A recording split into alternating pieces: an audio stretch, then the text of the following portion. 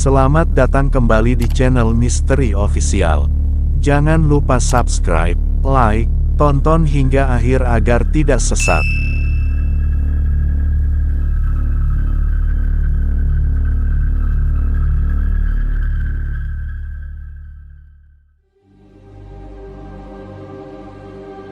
Puteri Gunung Ledang antara mitos, sejarah dan legenda. Meneliti legenda Puteri Gunung Ledang sememangnya menimbulkan 1000 persoalan, lantaran terdapat versi cerita Sultan Mahmud Shah membina jambatan emas dari Melaka ke gunung di Johor sebagai syarat peminangan puteri itu.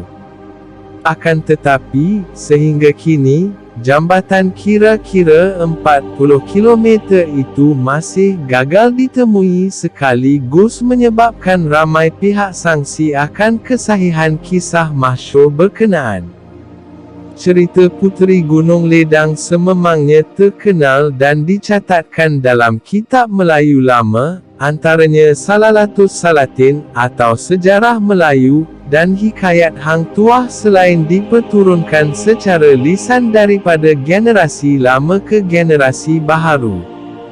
Justru, ada banyak versi kisah puteri jelita berkenaan dan satu daripada versi itu bermula dengan kemangkatan permaisuri Sultan Mahmud Shah iaitu Sultan ke-8 dan terakhir memerintah kerajaan Melaka dari tahun 1488 hingga 1511. Akibat kematian permaisurinya, Sultan Mahmud menitahkan Hang Tuah yang sudah tua selain Sang Setia dan Tun Mamat melamar Puteri Gunung Ledang yang amat jelita. Ada versi mengatakan puteri itu bukanlah manusia, sebaliknya orang bunian. Maka, rombongan peminangan dihantar dan selepas beberapa hari meredah hutan, akhirnya Tun Mamat bersama pengiring tiba di Gunung Ledang. Hang Tuah yang uzur gagal meneruskan pendakian manakala Sang Setia menemani Hang Tuah. Selepas lama mendaki menelusuri hutan tebal, Tun Mamat tiba di Taman Nan Indah di atas gunung. Mereka kemudian menemui Ketua Dayang kepada Puteri Gunung Ledang dan menyampaikan hajat peminangan Sultan Melaka.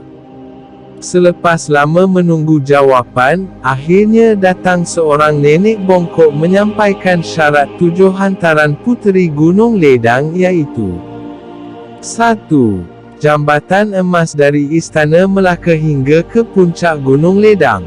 2. Jambatan perak dari puncak Gunung Ledang ke Istana Melaka. 3. 7 dulang hati nyamuk. 4. 7 dulang hati kuman. 5. 7 tempayan air mata anak dara. 6. 7 tempayan air pinang muda. 7. Semangkuk darah Raja Muda Melaka. Tun Mamat terkejut mendengar syarat yang mustahil dipenuhi itu. Beliau kemudian turun menemui Hang Tuah dan menceritakan hal berkenaan. Secara tersirat, Hang Tuah sedar peminangan Sultan ditolak secara kiasan oleh Puteri Gunung Ledang. Lalu akibat kecewa kerana gagal menyempurnakan titah, Hang Tuah enggan kembali ke istana dan menghilangkan diri dalam sungai. Tun Mamat pulang menyampaikan syarat peminangan kepada Sultan Melaka. Tanpa memahami maksud tersirat di sebalik syarat hantaran, Sultan Mahmud mengerahkan seluruh rakyat menyediakan tuntutan supaya baginda dapat memperisterikan Puteri Gunung Ledang.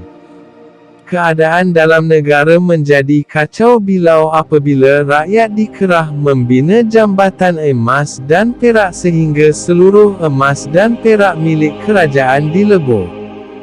Tidak cukup dengan harta kerajaan, emas dan perak penduduk turut dirampas. Lebih zalim, kalangan gadis dikerah berkurung dalam istana dan dipaksa menangis manakala rakyat lain dikerah mendapatkan pinang muda untuk diperah airnya walhal pinang muda tidak berair. Selepas bertahun-tahun, akhirnya semua hantaran berjaya disediakan kecuali satu, yaitu semangkuk darah Raja Muda Melaka, yaitu Raja Ahmad. Sultan Mahmud diceritakan tidak sampai hati untuk membunuh anak kandanya yang masih kecil, tetapi hasutan nafsu menyebabkan baginda tidak mempedulikan apa-apa lagi. Lantas dada kecil Raja Ahmad cuba ditikam.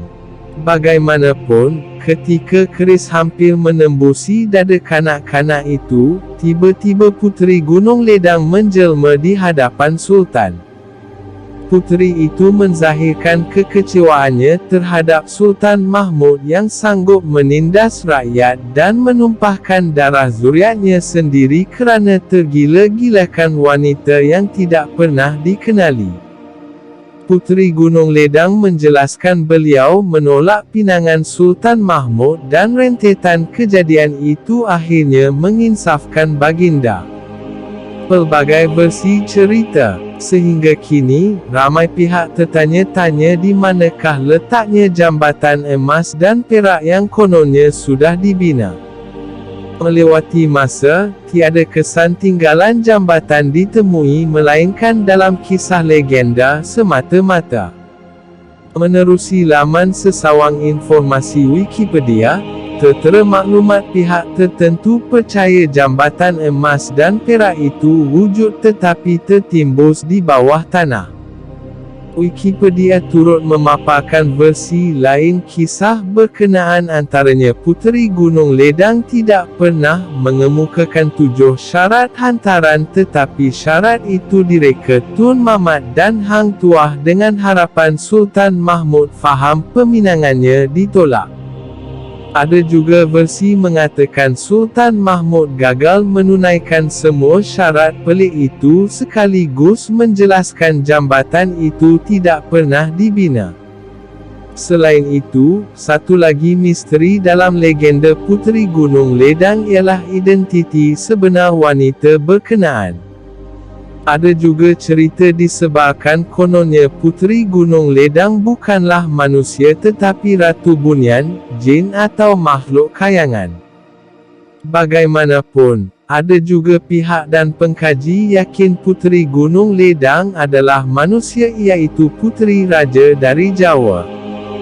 Puteri itu turut dikenali sebagai Raden Puteri Mas Nyawa, Gusti Puteri Ajeng Ratno Dumilasari, Raden Ratna Gumilasari, Raden Puteri Ratna Gumilasari dan Puteri Siti Jamilah binti Sultan Alam Fatah Al-Akbar. Mengikut pendapat itu, ketika remaja, Puteri Gunung Ledang dihantar ayahandanya dari Jawa untuk menuntut ilmu agama di Pulau Besar, Melaka. Selepas itu, puteri berkenaan berpindah ke Gunung Ledang bersama pengikutnya untuk bersuluk dan mendekatkan diri dengan Allah Subhanahu wa Ta'ala. Mengenai dakwaan kononnya Puteri Gunung Ledang adalah bunian atau jin, pihak skeptikal berhujah sememangnya gunung dan hutan menjadi kediaman jin dan tidak mustahil makhluk halus itu menyamar sebagai Puteri Gunung Ledang untuk menipu manusia. Mungkin hanya itu yang saya ketahui. Mohon maafkan jika ada yang kurang ataupun terlebih. Saya hanyalah manusia biasa yang tak luput dari kesilapan. Benar hanyalah milik Allah Subhanahu wa Ta'ala. Sampai jumpa lagi di video selanjutnya.